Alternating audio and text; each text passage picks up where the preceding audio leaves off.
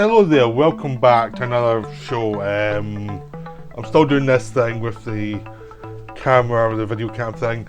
I'm going to talk about Stanley Kubrick's Full Metal Jacket. That's a new 4K release, which I've watched in 4K. It's wonderful. It looks beautiful. It looks as good as it's ever looked. It looked just gorgeous. So if you're into 4K, definitely get this. This is one of the best 4Ks I've seen. This is it's not the flashiest film, but when Kubrick's doing his Kubrick magic, you'll know it. There's a lot of the scenes at night where you see a lot of the reds and things. It looks absolutely gorgeous. And the flames, it looks beautiful. During the day shots, everything looks clean. You can see details everywhere. Just Kubrick's attention to detail is just stunning in this film. And it's also, because it's so clear, you can tell Kubrick started in black and white because his sense of framing still has a kind of black and white feel. If you look at old black and white films, you see a simple sense of framing that's actually was well ingrained in Kubrick then. When the lighting, if you look at something like The Killing, the lighting and the spacing of people was simple and clear. It's something Kubrick kept even when he was going through these other films. The framing was always clear. He always had the people in the right position. It's like he was trained in black and white. He went to colour, and he used colour, but there's a lot of sense of black and white framing in his films. And that really comes across here because you see all these shots of people in symmetrical imagery and other imagery where it's like always been shot that it's for clarity and it's for, if he turned off the colour, it would look beautiful as well because it's been so well framed and everything's framed to a very to clear shades, to clear movement. It's a very old-fashioned film. But a lot of Kubrick films are old-fashioned that way. They all go towards very simple movements of shots. Even like Steadicam is really an extension of what Masterful was doing with the dollies. Kubrick uses Steadicam as a really good dolly. His visual imagination was set up in the 40s when it wasn't colour, apart from a few films. It was mainly black and white. And you can see it, and when you get to 4K, you can see that training from just the visual imagination in the way he sees shots and the way he sets shots up. Because the more colour, the clearer the colour is, the more you can actually focus on how well framed he actually is, how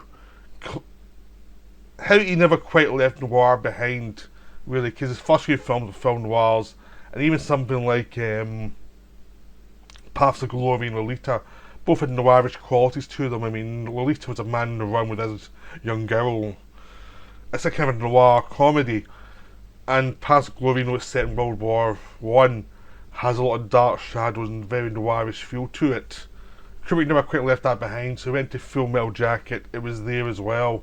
If you look at him in Dr. Strangelove, the very clear, precise visuals still carry through even when Kubrick went to colour. Half Kubrick's films were black and white, pretty much. Almost half of them were black and white. I'm not quite sure the numbers, but it was Kubrick's percentage of films from black and white to colour. There's quite a lot of them black and white. Even when he could have done colour, he made 2 more black and white films after Spartacus while he had power. Or it was only 2001 he actually went into colour. In some ways, he never really left black and white behind. He was always a black and white guy. Now, beyond just the black and white influence, there is a lot of wonderful colour scheme in this film. When Kubrick went from black and white to colour, he didn't just sort of copy what he did. He took what he had of the sense of framing from black and white, but he added colour textures and nuances and shadows, and he did all that stuff. He knew all that stuff. He was a photographer. He understood what he was doing, but he was really a lens guy, and then he became really influenced by how he could shoot lenses. Like 2001 was lots of how he shoot models and how he shoot lots of whites and different variations of white. Then he went to Clockwork Orange. It was a lot more, it was a rundown location. Then he went to Barry Lyndon, which was beautiful candlelight. Like, he really always experimented with light. The Shining was just pure, using a horror film, but using a lot of blown out light to actually create an atmosphere. By the time you got to Full Metal Jacket, this one, I think, one of the reasons why it's not viewed as one of the great films, even though I think it really is, I think it's because it wasn't experimental with the cameras. It was, even something like Eyes Wide Shut later on, he was actually much more experimental again with the camera. In this one, it was a bit more traditional, especially the first half of the film when it was Paris Island stuff, where he shot everything in a traditional training camp way because it was a training camp. He wasn't trying to get in the way. It was just like lots of movements, lots of camera movements, steady camera movements, following people, watching actors act, and it was just the idea of repetition and people getting drilled into information, like into their bodies, and that was about. So he never stylized in a way that was show-offy, and I think that's what people expected more of, which they never got in this film. They got beauty a lot of the way through the film. They got really great sense of framing things, but Kubrick was not showing off. Kubrick was actually being much more anonymous visually than he'd been in a lot of other films, because he had the strength of a really good story, and I just think he just knew that this was not the film to really go full out onto the visuals. Like, it wasn't really about that. That was the secondary compared to what was going on, and what was going on was about the...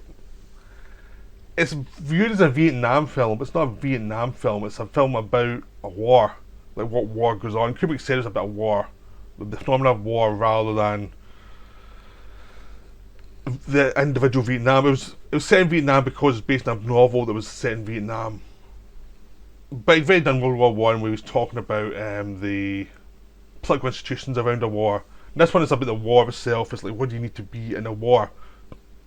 And the film pretty breaks it down. You need to take people who are young, who are susceptible to brainwashing, put them through hell, and then let them loose on the enemy.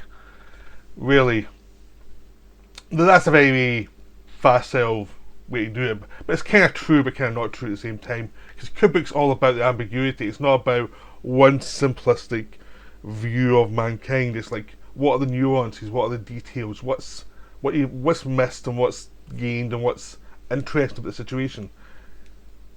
Kubrick's about all that stuff. Is like what we ignore and what we're too sensitive to look at. And in the first half, you actually see, when you originally see it, it's brutal. First half's absolutely brutal, because you can see how these young men are taken to Paris Island and just brutalised to learn how to become soldiers. But they learn. I mean, it's like one of those things. It's like what you realise is these drill instructors do not. It's not personal with them. They don't care who you are. They're there to train you. They're there to train you to take orders and do a certain job. And throughout the film, you see this is from a point of view, an old-fashioned point of view of, it's been affected by society over time. Like, this is what works: break people down, train them, get them out again, and trust the training. But it's also based on a World War II mentality of, we won the war this way, we won the war by being brutal, we're going to win this one. So there's a bit of ego involved with the Americans, but there's also a bit of, this worked in the past and we're going to keep doing this technique. And it's not a condemnation of the technique. A lot of war films condemn stuff. Like, Kubrick doesn't. He just says, this is it. This is the way society works. This is what you pay for. I mean, you pay taxes, you pay for this kind of thing. This is just what happens in the war. And it's just brutal. But it's just life. That's the way life goes on. Life is not always kind. Life can be kind of brutal to people, and that's the way it is. And it's kind of a metaphor for life, the way we go through life, where you are born, you're trained for a certain amount of time, and then you go into life, life's just basically a mess. You have to try and work your way through life using your own system of beliefs and what you've been taught. So even though it's a war movie, it's a metaphor for life as well. It's like not every set of training brutalises you, but when you go to school, you're taught stuff you don't want to be taught, and you learn a lot of stuff you do not want to learn because it's good for you. In this case, This is the most extreme version. You're getting taught to kill.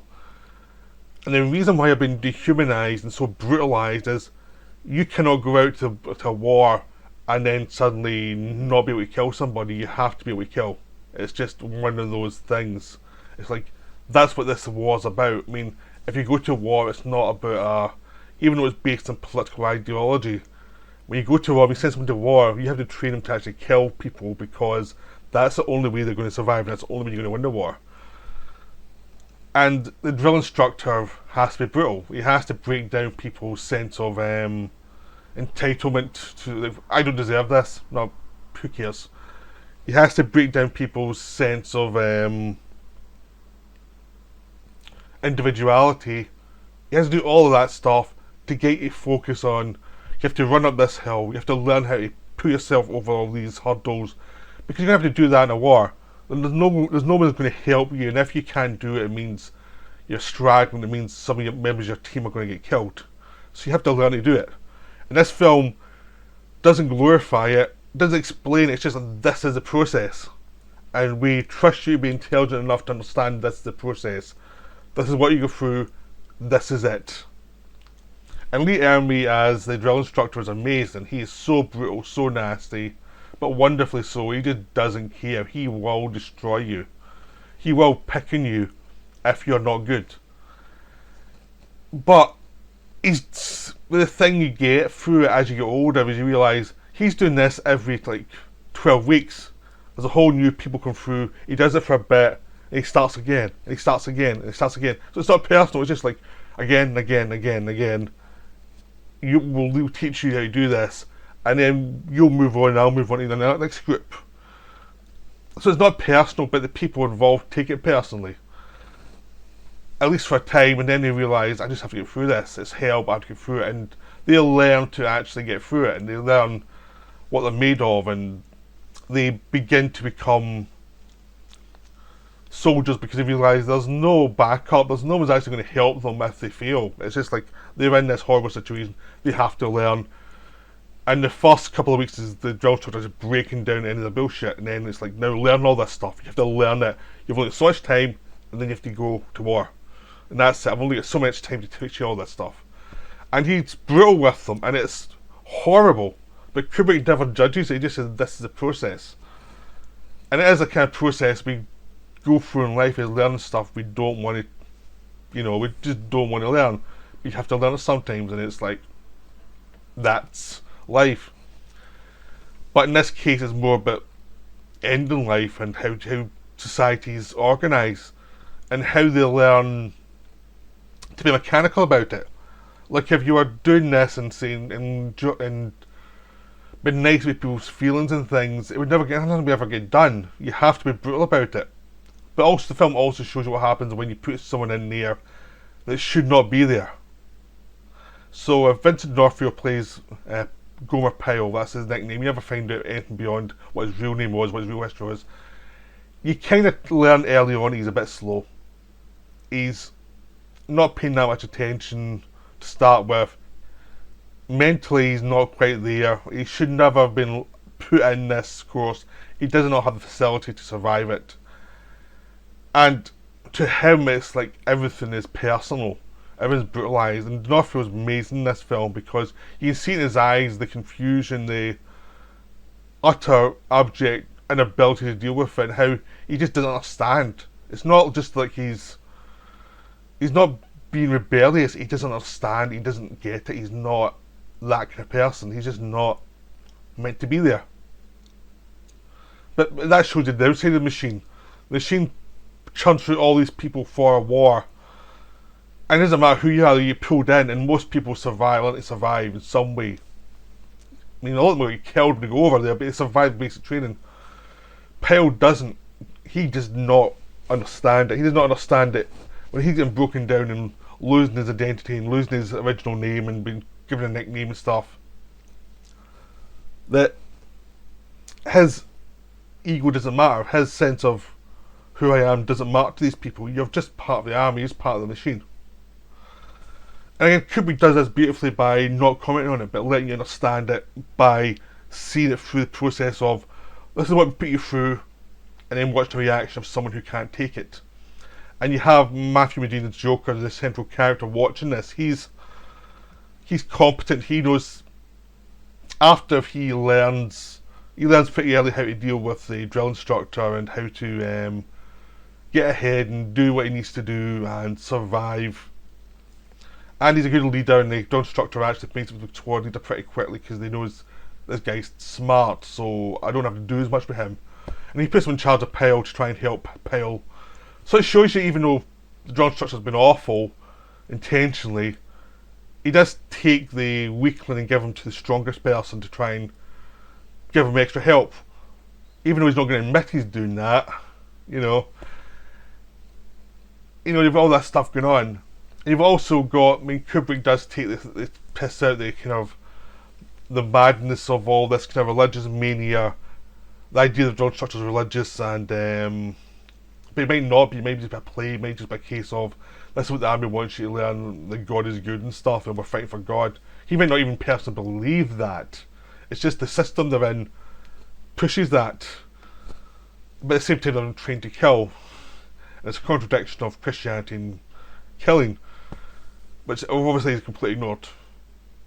But that's just the society they're in. That's just the contradiction that we live with in any society, really. We're told not to kill, not to be cruel, and it's certain jobs are told you have to be cruel. You have to be a warrior within business and stuff, and it's like there are a lot of contradictions in society. This film is kind of hinting at without explaining it in detail or anything. It's like, yes, but the army, but there's a lot of other stuff in life as well. And how you're trained for it. How you go to any course for any job, or any training thing for any craft. You're learning stuff how to do it specifically so that you can do it and not have to be supervised. That you know it yourself, you don't have to, no one has to bother with you. They know you can do it. And they might be brutal to you to get you, so you can get it. And they want you to put the effort in. And it's just the way life is, and it's a show you, this is the most extreme metaphor for the way life is. But of course, Pyle can't take it, and eventually, even though he makes mistakes so that everyone hates him, and the drill instructor actually makes an example of him and says every time he messes up, you lot pay for it. Which is cruel, but it actually forces Pyle to actually focus, and he becomes a good marksman and he actually survives the course. But it's still cruel, because it's so obvious at this point, this guy should not be there. But because it's a machine system, that there's no way to pull him out. So it shows you the strength of the system, but also the weakness. The weakness is you can't course correct individuals because it's just a machine of people moving through. Like, they don't have time. They have to keep people putting bodies on the ground to fight this war, which is an absurd war, which we will get into in the second half of the film. But that's just the way the system works. Is this thing of we have to keep on moving, we have to keep pushing people through to the end, which is graduation. And by the time graduation comes, Pyle's gone. He looks normal, he looks like he survived, he looks like he's managed to do it, but he's got the classic Kubrick dead-eyed stare. And on the night of leaving, he cracks and he starts spouting the mantra of the Corps. He's told to put, he's got a loaded gun, he's told to put the gun down. He ends up shooting the drill instructor and shooting himself, leaving Joker to wonder what the hell has happened. It's a wonderful scene, very brutal, very horrible, and it's just wonderful. It's a wonderful scene. It's one of the most famous scenes in the film, and it is just a textbook example of how to shoot a scene beautifully. Again, Kubrick shoots all this stuff really well, but it's not as showy as some of the other films. It's fairly underplayed compared to the early Kubrick films, but there's a lovely blue colour going through it all because it's at night. It's just perfect. So, Full Metal Jacket, the early first half has been acclaimed by everybody as a great sequence. And even people who don't understand them and nuances know this is really great filmmaking. This is just amazing filmmaking. So first half is a stunner. Now the second half is also amazing. The second half gets less acclaim than the first half of the film. It just was, on release, it was viewed as Full Metal Jacket is an amazing first half, and the second half is good but not great. I disagree. I think the second half is also great, but it's great in a different way. Because the first half's almost a bit of a 45-minute section of like non-stop perfection of the greatest ever drill instructor sequence ever, the greatest training sequence ever. Also very ambiguous, but a lot of the stuff, the acting's amazing. Second half, you're following Joker through Vietnam, and it's a bit more. It's more like life after you've graduated from somewhere, and there's a lot more points of view. You're no longer being drilled into something. You actually have to work it out for yourself now, and it's a less cleaner line, which I think is what makes the second half so perfect. Even when I was watching it when I was a teenager and first saw it, I understood that instinctively, even though I couldn't articulate it. That's why I always thought it was a great film, because I understood that, yeah, this is like life, where you go from being trained to being something else on your own, and it's how you survive on your own. And so what skills you have as a person before you were trained, and what skills you have when you were training. So you see Matthew Modine after this as Joker. He's basically a journalist, because he wrote for school paper. When he goes over there, he becomes a journalist within the army. So he's writing the propaganda for the army, and he's very cynical about it all. And you get a few sequences where basically he's saying, why we don't do this, why we don't do that, but in a very cynical way. Like, he already knows the answers. He's been through all this, and he's gone from being a bit more optimistic to being someone who knows there's no escape, this is just propaganda. And they're pushing back on him with valid points, like, it's an unpopular war, we have to give the soldiers something, even though they know it's bullshit.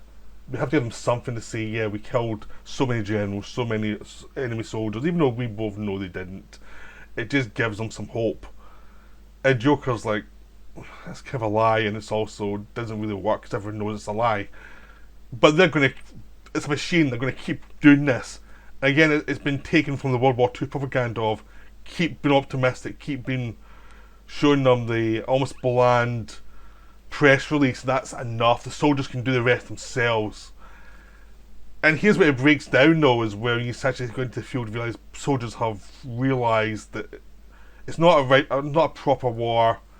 It's that they're fighting against people who don't want them to be there. There's no agenda, there's no push towards anywhere. They're sunk in this swamp, basically. You know, like life when you lose direction. And the film is about the process of dealing with that. So Joker is, you see him in with his, the other journalists, and everyone's the same as him. They're all cynical. They've all been through all this stuff. They've all created these personas based on their nicknames. Like, no one's going to get that close. They're going to insult each other like men always do. But everyone's distanced almost. It's almost like we don't want to get too close in case you die. We don't want... In the same way in real life, people in their 20s don't want to get too close to anyone in case that person falls away or, dies or gets fired or something. It's that kind of feeling of cynicism. So even your friends aren't really your friend. They're kind of friends, but not really. And that's what you're going through in this film with Joker in the middle section, where he's dealing with these people like Rafterman, who's a bit more of an idealist. He's come over and he believes in stuff still. And Joker's trying to kind of knock it out of him, saying, look, no, it's not like that. Don't be idealistic. You're going to get used. And Joker's kind of hitting a point in this thing where he doesn't have that much time left in the field. He's just trying to get through to the end now. And he's annoying his commander, who's in charge of the Stars and Stripes, which is the propaganda machine. This guy's obviously a lifer. And he's not going to upset anybody above him because he wants his job, to keep his job. And Joker's trying to just survive it and get out. And Joker annoys him one time too many. After the Tet offensive, we actually see Joker can actually shoot and do his normal stuff. And his training did come in handy. He doesn't know what he's doing with the guns and things. But he says one sarcastic thing too off much to the commander, and he's sent into the field to report on the aftermath of the Tet offensive, going into some of the harder areas. So he may be smart, but he's a bit too smart arse for his own good, and that's kind of the middle section where you're seeing him kind of he's lost his way. Apparently this was a much longer sequence. It was a bit that Kubrick cut down a bit, And you can see why, because it makes a point really quickly what's going on with Joker and what his point of view is. And you can instantly see why it was cut down, because 2 or 3 scenes there and you get it, you don't need any more.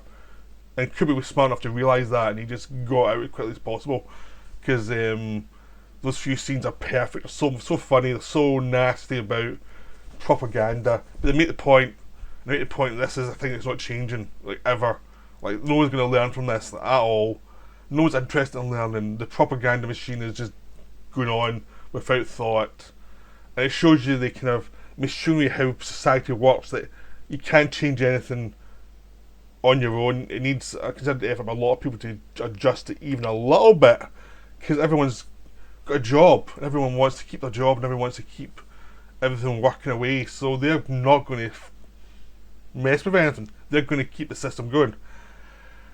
So Joker messes up, so he has to go into the offensive aftermath, and basically the last half of the movie is him with a group of soldiers as they go through the Vietnam landscape, and as everyone realises the war's useless. The war's utterly useless. There's no reason to be there. The people there don't want them there. The presence creates rebels that wouldn't be fighting otherwise, because the rebels do not want them there. The rebels just say, get out, this is our country. And they can understand that. They definitely understand that why the people are fighting them.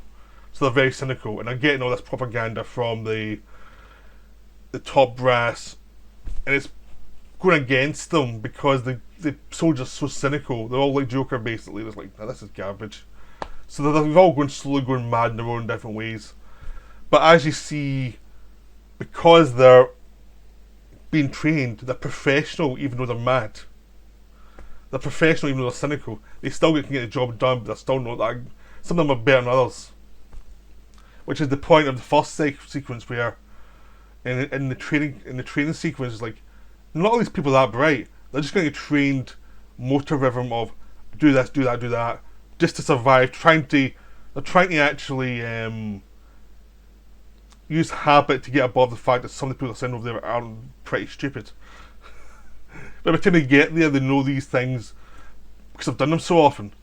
So you go into the field and you see all these people, some smart, some dumb, some half smart, half dumb. And Joker has a peace sign on his helmet, but also Born to Kill. And it's a peace signal on him, and a lapel, and a Born to Kill on his helmet. And he's been so smart, I like to general, and now he's a general as well. And he's just getting more and more trouble, but because the war, no one cares to follow up, so he gets away with it, because he knows everything's so damaged now that he can say what he wants, because no one's... He'll just get a bollocking for a bit, and then everyone will move on, and that's it. Like, everyone kind of knows this is a waste of time, and no one can be bothered trying to follow anything up.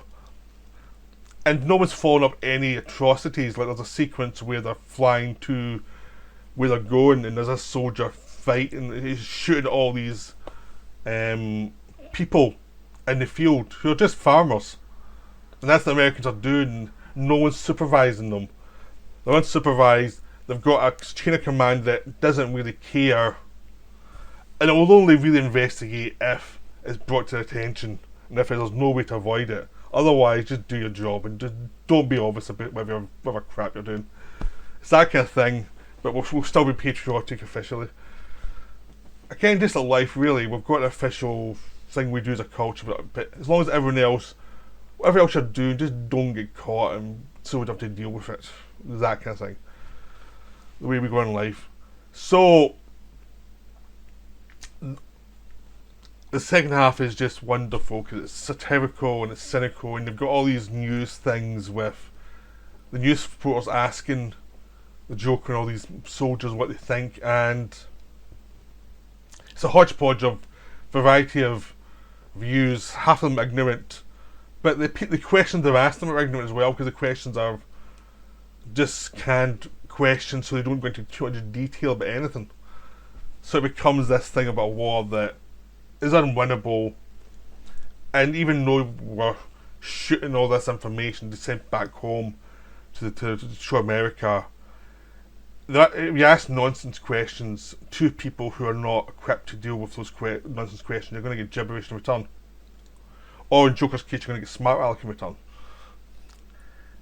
And it just becomes this thing of what life becomes in this situation, what life is, where just questions you know whenever it wants an answer to. It becomes this existential nightmare of nothingness. And throughout this second half, you're watching these soldiers go from location to location, trying to find people who live there and who are fighting back and just clearing the area and then shooting them whoever's available and calling them enemy combatants, even though the name changes every 2 minutes for political reasons, and even though this is their land. And it just becomes a case of them getting the soldiers getting knocked off one by one in this army group, which is kind of a metaphor for every army group. There were soldiers getting knocked off for no reason, to get a bit of land that no one cares about. And no wonder they're cynical, because there's no point, there's no sense of, no feeling of them getting anywhere because they're fighting something no one believes in. So the film shows you the doom scenario of, yeah, you can train these soldiers as best you can, but if your political leadership is so barren of ideas and so cynical and so corrupt, you're sending people in to die for no reason, and it's just going to come back at you. So it's a very sophisticated film, but it's sophisticated about the war as a function. Is like, does it function in a war that people call Just World War II? You're fighting against someone specific, so people can suffer through anything you throw at them to get rid of these Nazis and the Japanese in the World War II. In this case, that's not the case. It's just a vague thing of communism, and the communism is just a belief, and it's like, why are they fighting this war where people don't really care? They just want to survive. The people can see through it as crap, basically. And it's just a cynical, ideological thing.